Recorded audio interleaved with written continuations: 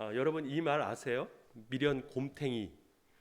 네, 너무 자주 쓰시는 분이 계신 건 아니겠죠? 누군가를 향해서 찾아봤더니 격하게 공감하시는 분은 미련퉁이의 사투리 표현이더라고요. 네, 찾아보니까 전 처음에 속담인 줄 알았더니 그렇지 않더라고요. 미련퉁이. 그래서 좀 행동이 좀 느릿느릿하고, 그렇죠? 때로는 실수도 하고 말귀도 잘 못 알아듣고 뭐 좀 어눌한 사람들, 이런 사람들을 향해서 우리가 미련 곰탱이 이런 말을 자주 쓰곤 하는데, 사실 이렇게 찾아보면 곰이 여러분 그 표현과는 정말 다른 거 알고 계시죠? 예, 곰이요 사실은 행동이 굉장히 민첩하고 날쌔입니다. 달리기도 엄청 잘하고요. 여러분 보셨잖아요. 물고기, 물속에 있는 물고기도 잡아먹는 게 곰이에요. 그리고 곰의 이 지능이라고 하죠. 지능도 굉장히 높습니다. 예, 여우보다 높은 게 이 곰이라고 해요. 그러니까 이 미련 곰탱이라는 말을 이 곰에 비유해서 쓰는 게 사실 좀 안 맞는 것 같기도 합니다. 러시아 속담에는 곰은 10사람의 힘과 11사람의 지혜를 갖고 있다. 뭐 이런 속담도 있더라고요. 그러니까 굉장히 지능도 높고 행동도 민첩하고 빠르고 한 것이 곰이다.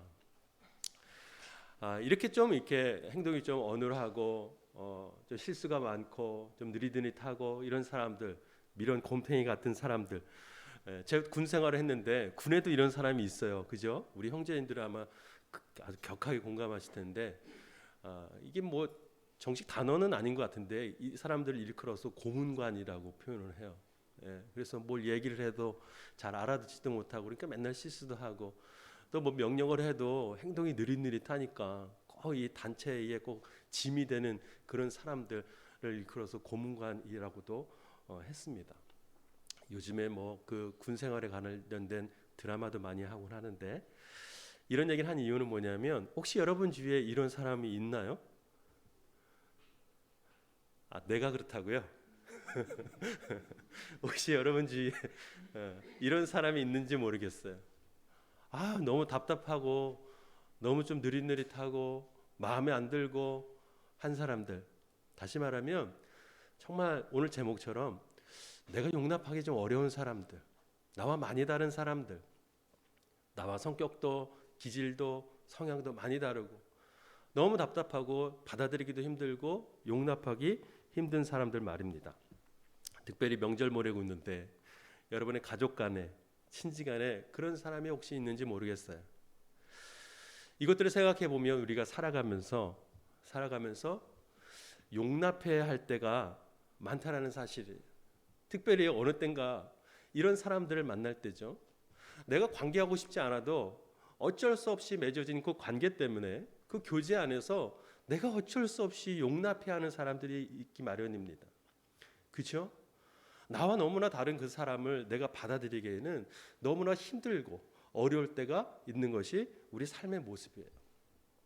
또 사람뿐만 아니라 우리가 용납해야 하는 또 한 가지의 상황들이 있어요. 그건 뭐냐면 우리 삶에 겪는 많은 형편, 환경, 상황이라는 사실이에요. 때로는 경제적인 문제 때문에, 때로는 내 육신이 아파서, 또 때로는 내 삶에 겪는 많은 어려움 때문에 내가 어쩔 수 없이 용납, 그러니까 받아들이고 인정해야 할 때가 있다라는 사실이에요. 나는 그렇게 할 힘도 없고 그렇게 할 자신도 없고 그렇게 하고 싶지도 않음에도 불구하고 그렇게 해야만 하는 내 삶의 상황이 있다라는 사실. 왜 그렇게 합니까? 그래야만 살 수 있으니까. 내가 경제적인 어려움이 닥쳤을 때 그 상황을 내가 받아들일 수밖에 없어요. 그거를 받아들이지 못하면 나는 살 수가 없기 때문에 그 상황을 나는 어쩔 수 없이 용납해야 한다는 사실이에요. 이 용납이라는 단어, 내가 받아들이고 인정해야 한다는 것, 그것이 내 삶 가운데 결코 쉬운 일이 아니라 매 순간순간 나를 어렵게 만들고 뭐 내 삶의 큰 미션과 같이 나를 짓누르게 될 때가 있다는 사실. 특별히 사람을 향해, 특별히 내 삶의 상황을 향해서 말입니다. 이런 상황 속에서 오늘 성경은 나에게 무엇이라고 말씀하시는가? 특별히 이 질문을 던지고 싶어요. 우리가 그리스도인으로서 어떻게 해야 우리는 용납할 수 있는가? 무엇보다 그 용납을 통해서 우리가 누릴 수 있는 하나님의 은혜는 무엇인가?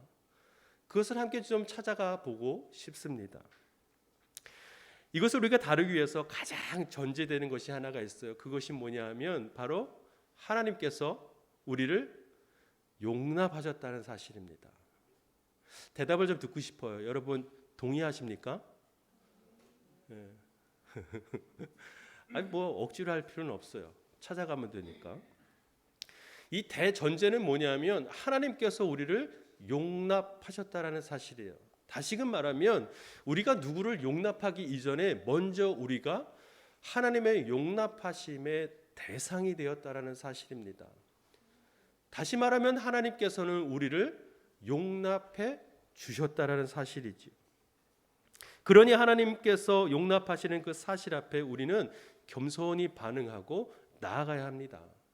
하나님께서 우리를 용납하시고 인정하시고 받아주실 때 우리는 그저 그 앞에 반응하며 나아가야 하는 것이지요. 원래 우리는요 하나님 앞에 미련 곰탱이였어요. 그지 않습니까? 하나님이 우리를 용납하시기 전에 우리는 하나님 앞에 미련 곰탱이였어요. 아무리 하나님께서 우리에게 말씀으로 함께 하실 때 우리는 하나님의 말씀을 듣지 않습니다. 들어도 모른 척합니다. 들어도 우리는 우리 마음대로 우리 뜻대로 살았던 것이 우리의 모습이었어요. 우리는 그처럼 미련 곰탱이였어요.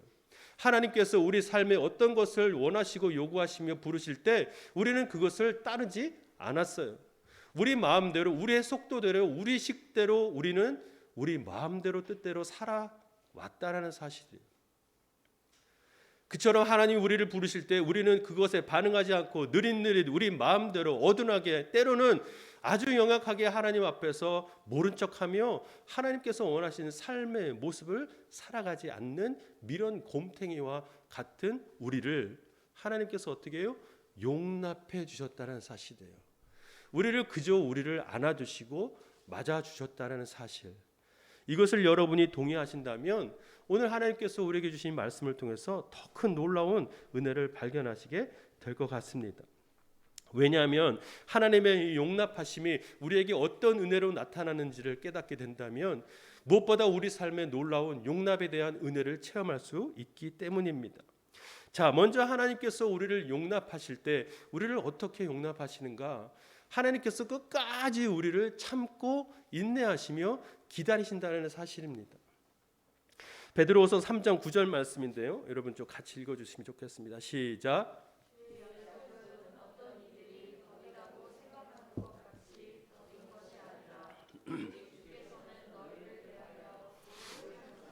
아무도 멸망하지 아니하고 다 회개하게 이르기를 원하시느니라. 아멘. 하나님의 성품은 이와 같습니다. 하나님의 용납하심에 깔려있는 하나님의 성품은 무엇인가? 끝까지 포기하지 않고 참고 기다리신다는 사실이에요. 하나님의 용납하심의 속성은 이와 같아요. 끝까지 우리를 기다리고 계신다는 사실이에요. 왜요? 우리가 사망에 이르지 아니하도록.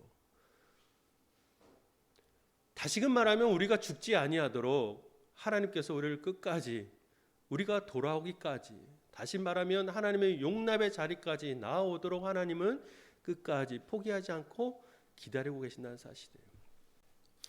여러분 때로는요 우리가 살아가면서 용납한답시고 그 사람을 그냥 포기할 때가 있어요. 아유, 저 사람은 원래 그러니까 그냥 뭐 저렇게 내버려 두지, 뭐 신경도 쓰지 말자, 상관도 하지 말고 그냥 내 부딪히지 말지. 이건 용납이 아니에요.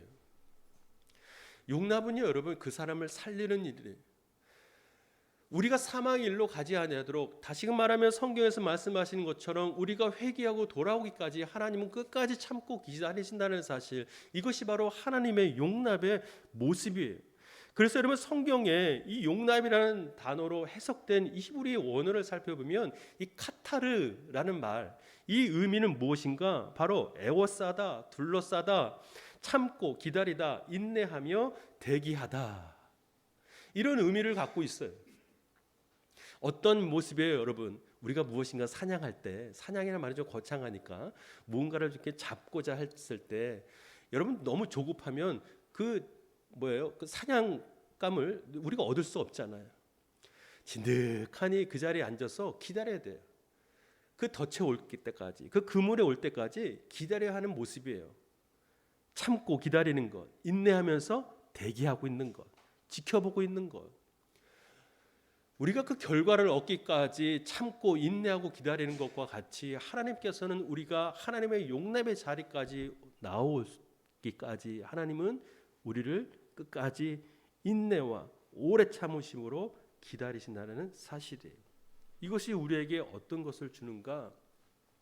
하나님의 용납하심을 입은 자들, 하나님의 용납의 자리로 나아간 하나님의 용납의 은혜를 받은 자들이 하나님의 어떤 은혜를 누릴 수 있는가, 그것을 깨달을 수 있는 첫 시작, 지금 말하면 단초가 될 수 있는 겁니다. 자, 하나님의 그 참고 기다리심, 우리가 죽지 아니하고 하나님의 용납의 자리로 나올 때까지 하나님이 기다리시는 것, 무엇을 의미하는가? 여러분, 우리는요 원래 하나님의 용납하심이라는 거 은혜를 받을 만한 존재가 아니었다는 사실이에요. 우리는 하나님의 용납을 받을 만한 자격도 가치도 없는 존재였어요. 인간의 범죄는요, 우리가 스스로 하나님의 자리에서 이탈되고 하나님의 관계를 깨어버리고 하나님으로부터 떠난 것이 우리의 모습이고, 우리는 하나님을 원하지 않았던 우리의 모습 속에서 하나님은요 그런 우리를 받아주신 거예요. 끝까지 참고 기다리시며 용납해 주시고 용서하셨다는 사실이에요. 우리는 원래 우리가 떠난 것으로 말미암아 하나님의 용납을 받을 만한 자격도 안 됨에도 불구하고 하나님이 우리를 받아주셨어요. 자, 그러면 어떻게 받아주셨는가? 예수 그리스도를 통한 구원으로 우리를 용납하셨다는 사실이에요. 그것이 바로 복음의 핵심이자 오늘 우리에게 주시는 하나님의 놀라운 말씀이에요. 하나님의 용납하심의 은혜는 바로 예수 그리스도의 구원을 통해서 우리에게 나타내 주셨다는 사실입니다. 그러니 하나님의 용납하심은 죽어가는 생명을 다시 살리는 것입니다. 깨어진 관계를 다시 회복시키시는 것입니다. 하나님의 용납하심은 그 사람의 모든 허물을 덮고 그가 갖고 있는 모든 죄를 덮어주시는 사랑으로 드러나게 되는 것입니다. 오늘 13절에도 보면 이렇게 표현되어 있어요. 누가 누구에게 불평거리가 있더라도 서로 용납하고 서로 용서해 주십시오. 그런데 여러분, 용납이라는 것은요, 그 사람의 허물을 들추거나 그 사람을 향한 미움의 마음을 키워가는 것이 아니라 오히려 그 사람의 부족함과 그 사람의 허물과 그 사람의 안 좋은 점까지도 덮는 것, 그것이 바로 용납이라는 것이에요. 바로 하나님께서 우리를 그렇게 용납하셨다는 사실이에요. 여러분 기억하세요. 이스라엘 백성들 늘 하나님 앞에 원망하고 하나님을 의심하고 우상을 섬기며 늘 하나님으로부터 떠나 살고자 했던 이스라엘 백성을 하나님께서는요 늘 끝까지 참고 기다리심으로 그들의 범죄와 그들의 실수와 그들의 모든 허물을 하나님의 사랑으로 덮어주셨다는 사실입니다. 그러니 잠언 말씀에도 미움은 다툼을 일으켜도 사랑은 모든 허물을 덮는 것입니다. 하나님의 용납하심은 예수 그리스도의 사랑을 통하여 우리의 죄를 덮어 주셨습니다. 하나님을 떠나 우리 뜻대로 살아가고자 하는 우리의 모습까지 하나님이 용납해 주신 것입니다. 우리는 그럴 만한 자격과 그럴 만한 가치가 없는 존재임에도 불구하고 하나님이 우리를 다시 끌어안으시는 것입니다. 너무나도 허물 많고 너무나도 부족한 우리를 하나님께서 다시 하나님의 자녀로 인정해 주시고 다시 안아주셨다라는 사실, 여러분 이것을 믿는 우리 모두가 되기를 바랍니다. 그것으로 말미암아 우리가 다시 살아날 수 있게 된 것입니다. 하나님의 용납은요 죽어가는 영혼들을 다시 살리는 놀라운 은혜가 있습니다. 근데 이런 표현을 교회에서 많이 들었잖아요. 그러면 여러분 생각해 보세요. 우리의 생명을 살리는 하나님의 용납하심의 은혜는 어떤 모양인가? 여러분 경험해 보셨어요? 어떤 게 하나님의 은혜인지 아세요? 말은 많이 들었어요. 귀에 익숙해요. 우리를 다시 살리시는 하나님의 그 구원의 용납하심의 은혜는 어떤 모양인가? 잘 들어보시면 좋겠어요. 내가 누구를 용납하지 못함으로 생기는 내 마음에 있는 상처와 그 눌림과 그 사슬로부터 나를 건져내시는, 자유케 하시는 하나님의 은혜가 있다는 사실이에요. 그것이 진짜 백의 은혜고 하나님의 복음이에요. 야, 네가 네 스스로 누구를 용납할 수 있을 것 같아? 너는 누구도 용납할 수 있는 존재도 능력도 안 되는 너야. 근데 네가 누구를 용납하고 누가 누구를 인정하고 네가 누구를 품고 하겠어? 그것으로부터 우리에게 떠밀려오는 나의 죄의식, 죄책감과 나의 뭔가 눌림과 나의 상처와 나의 상함에 대해서 하나님께서 그 자리에서 우리를 건져주시는 은혜. 왜요? 하나님이 우리를 그 자리에서 건져내셨기 때문에. 네 힘으로 안 돼, 네가 안 돼, 너가 아니라 너를 구원한 예수 그리스도를 통해서 네가 그것이 가능해진다라는 것을 우리가 믿고 알기에 내가 용납할 수 없는 그 자리에서 겪게 되는 내 모습에서 하나님은 건져주시는 거예요. 그것이 진정한 용납의 은혜예요. 용납하기 가장 어려운 대상이 누구라고 생각하세요? 뭐 이렇게 답이 금방 나오잖아요. 입 밖은 꺼내지 마세요. 은혜가 안 되니까. 근데 여러분, 우리가 누굴 용납합니까? 우리가 누구를 우리가 인정하고 그래 내가 품어줄게 그렇게 할 수 없는 존재예요. 그럴 만한 힘도 없고. 그럴 때 우리가 겪는 어려움 속에서 하나님 우리를 용납하심으로 우리가 누구를 용납하게 되는 은혜가 있는 것뿐만 아니라 더 중요한 거는요. 그 상황 가운데 죽어가는 나의 영혼을 하나님이 건져주시는 거예요. 하나님 저 인간한테 죄송해요. 저 사람 때문에 너무 힘들어요. 은연중에 나와버렸네. 너무 힘들어요. 내 일터에서 만나는 저 사람 내가 인정하기 너무 힘들어요. 받아들이기 힘들어요. 1년에 명절 한 번 만나서 만나는 그 친척들 얼굴 보기도 너무 힘들어요. 받아들이기 힘들고 인정하기도 힘들고 내가 이해하기도 힘들어요. 무엇보다 내 삶에 닥치는 이 상황 때문에 내가 인정하기 힘들고 받아들이기 힘들어요. 그럴 때 하나님께서 말씀하세요. 내가 너를 용납했다. 내가 너를 용납함으로 인하여 네 그 자리에서 내가 너를 건져내었다 라고 하시는 하나님의 말씀에 여러분이 믿음으로 반응하면 좋겠습니다. 그래야 우리가 삽니다. 그것이 하나님의 복음의 은혜인 것입니다. 예수님께서는 늘 그런 자와 함께 하셨어요. 용납이 필요한 자들. 그래서 하나님께서도 이제 우리 삶을 향하여 말씀하시고 부르세요. 뭐예요? 용납의 삶을 살아가라고 말입니다. 이것이 이제 우리에게 우리 삶에 주신 하나님의 부르심이에요. 이때야 비로소 우리는 누구를 용납할 수 있는 그 사랑을 갖게 되는 것입니다. 무엇보다 여러분 섣불리 내가 누구를 용납하기에 앞서서 나를 용납하신 그 하나님의 구원 앞으로 나아가는 우리 모두가 되기를 바랍니다. 누구를 용납하지 못해서 억눌렸던 그곳에서 우리를 자유케 하시는 하나님의 복음의 은혜 앞으로 나아가기를 바랍니다. 그럴 때 내 삶을 통하여 하나님 내가 누구를 용납하고 인정하는 삶을 원하시는구나. 그때야 비로소 우리는 우리가 살아가야 할 삶의 목적과 방향이 비로소 보이게 되는 것입니다. 그때 우리에게 하나님이 주시는 놀라운 은혜는 바로 평안과 평화입니다. 오늘 말씀 가운데도 여러분 15절 보시면 그리스도의 평강이 여러분의 마음을 지배하게 하라고 말씀하십니다. 앞서 말한 9절 오래 참음과 미움을 떠나고 그 사람을 서로 용서하고 용납할 때 우리의 마음을 지배케 하는 것은 바로 하나님의 놀라우신 평안입니다. 내가 그 사람을 용납함으로 얻는 평화가 아니라 하나님 나를 용납하심으로 나같이 정말 더럽고 냄새나고 정말 허물 많은 나를 용납하시는 은혜가 내게 있구나 라는 그 사실 하나만으로 내 안에 평화가 임하게 되는 것이에요. 그때 비로소 우리는 하나님이 원하시는 그 용납의 삶을 살아가게 되는 것입니다.